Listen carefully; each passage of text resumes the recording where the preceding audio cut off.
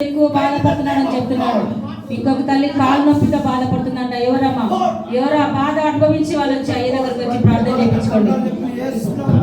హృదయంలో బంధకాలతో హృదయ వేదనతో ఇంకొకరు బాధపడుతున్నారు.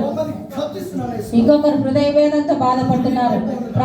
కాలు నొప్పితో ఉన్నాము. ప్రార్థించి హల్లెలూయా హల్లెలూయా స్తోత్రం స్తోత్రం స్తోత్రం ప్రభువా.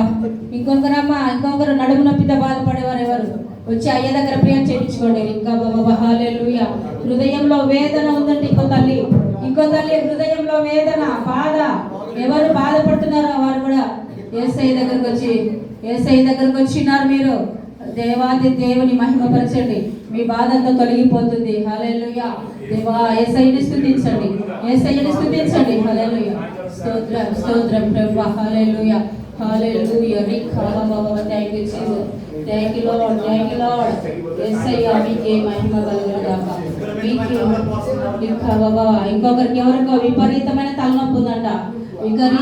విపరీతమైన తలనొప్పితో బాధపడుతున్నారు. ఇంకెవరు తలనొప్పి ఉన్నవారు ఎవరు ముందుకు రావాలి.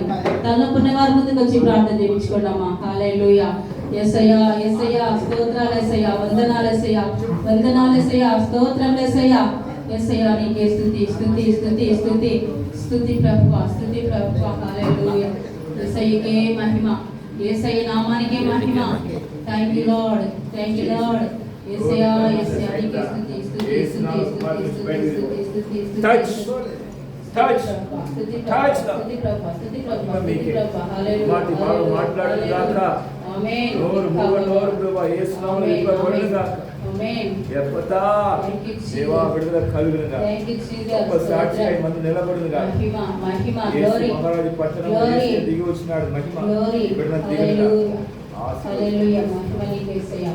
మహిమ నీకే ప్రభువా.